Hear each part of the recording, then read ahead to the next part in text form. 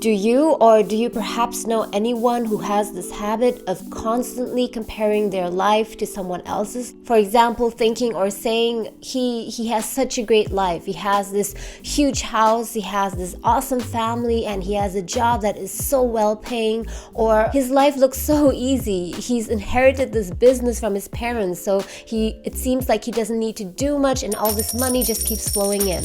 These examples that I've just mentioned are all obvious examples of envy. But what I think is even worse than that is the self-pity that is involved in this kind of thinking. So if you notice that you have this tendency to think in this way, or perhaps it's not you, maybe it's someone close to you that you know who has this pattern of thinking, then I would challenge you to say to this person the next time that she or he mentions something like this, to first ask themselves these 3 questions that I will go into now. I wanted to make this video for some time because I myself have someone in my more extended family who has this kind of thought pattern. This person has a tendency to say his life is so great, or he or she has it so easy. If I could only be like that, if I could only have a life like that.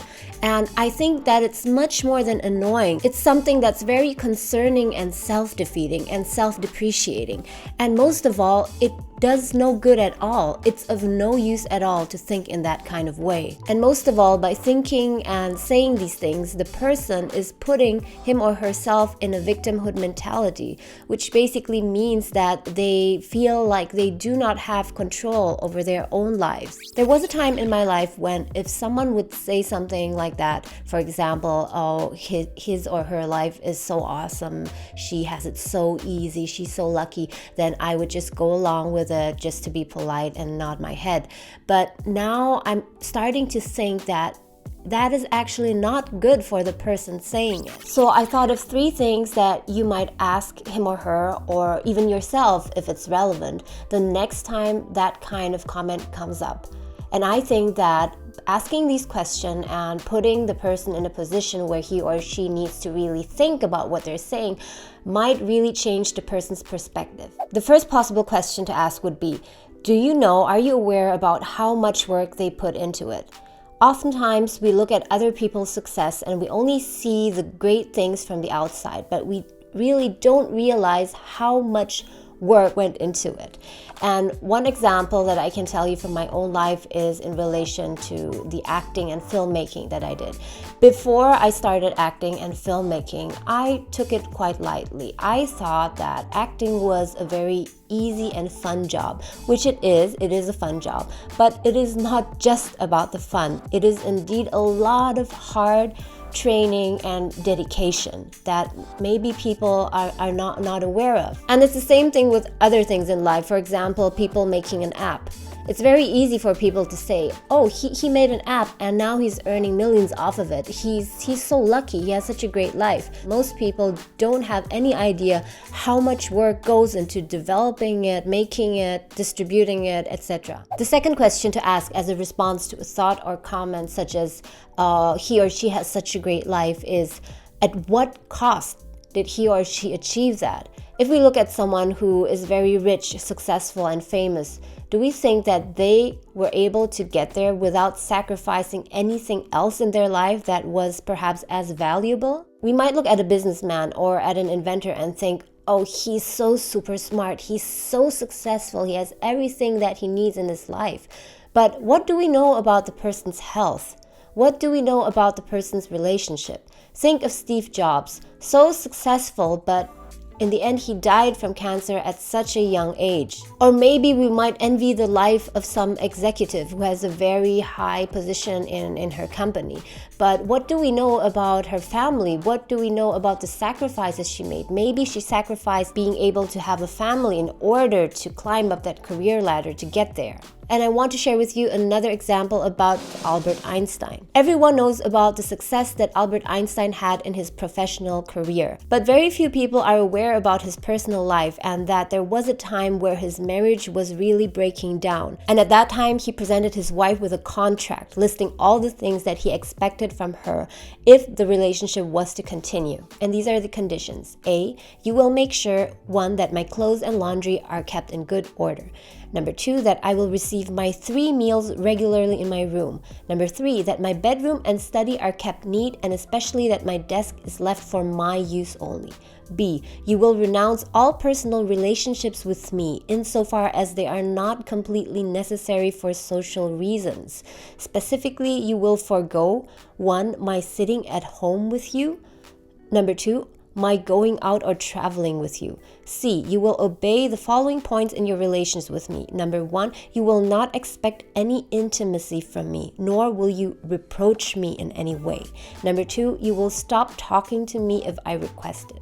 Number 3, you will leave my bedroom or study immediately without protest if I request it. D, you will undertake not to belittle me in front of our children, either through words or behavior. So here we can clearly see that Albert Einstein's success came at a cost, not only to himself, meaning that his relationship with his wife was less than ideal, but also for his family. His family sacrificed a lot in order to create the kind of situation and atmosphere that was conducive in his mind for him to work on his career. It might not be that extreme in other cases, but I think it does make sense to ask yourself before jumping to conclusions about how great other people's lives are, at what cost it actually came. And following from that, ask yourself, would I be willing to make that kind of big sacrifice in order to achieve what that person achieved? Many people, when looking at or judging a situation, such as, for example, a person's success or how great their lives seem to be,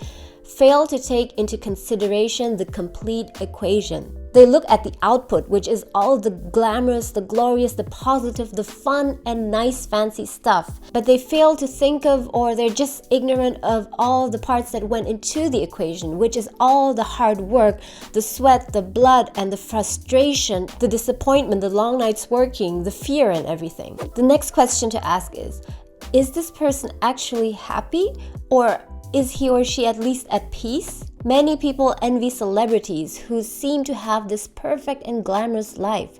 But how much do we actually know about their happiness, how they feel inside?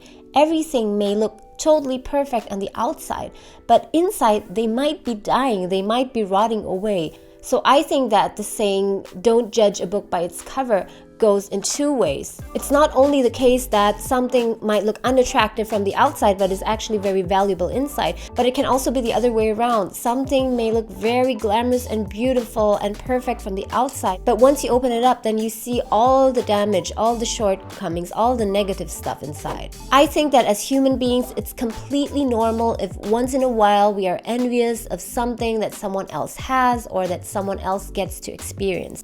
But it becomes a problem when it becomes a habit, when you notice yourself or someone else doing this on a constant basis. The other person has different genetics, they grew up in a different environment, they had a different upbringing and a different set of parents, and they lived in very different circumstances than you. A huge part of what determines our success and happiness in our own lives is the way we think and the way we talk to ourselves. And because of that, we need to put in a lot of care into our thoughts and the things that we believe. I also think that comparing your life to someone else's life in an envious way and not in a constructive way is a way of saying that you've given up. Because let's say that you are working very hard on something. For example, you want to get to a certain position, a certain level in your company, or you want to make a certain amount of money, or you want to win some competition. And then there comes the times when things start to get really difficult and really hard and you feel like you want to give up. And on top of that, then you also start to compare yourself and your life with other people's life. That really brings you down, and that's often a very easy way of saying, I give up. And that's based on the belief that someone else's success was achieved without a lot of effort and without a lot of pain, which is obviously not true. That is why I think it's so important for us to question the premise behind other people's success. If we look at other people's success and we acknowledge and we are aware of the amount of work and sacrifice that went into his or her process, and if we can look at the success of other people in that way, then it will also be easier for us to reframe our own experience in relation to success. Then we will realize that we ourselves have ownership over our lives, that we are not a victim in our lives, that we have a big influence over our successes and failures in our lives. Okay guys, this was a different kind of video today. This was a bit of a rant. Let me know in the comments below what you think. Do you know anyone in your life, maybe your friends or someone in your family, who has this habit of constantly comparing their lives to someone else's lives? I'd be curious to hear about your own experience in relation to this. Don't forget to check out my channel because I have tons of other videos on career change, and motivation. As always, thank you so much for watching. Have an awesome day, take care, and I hope to catch you again soon.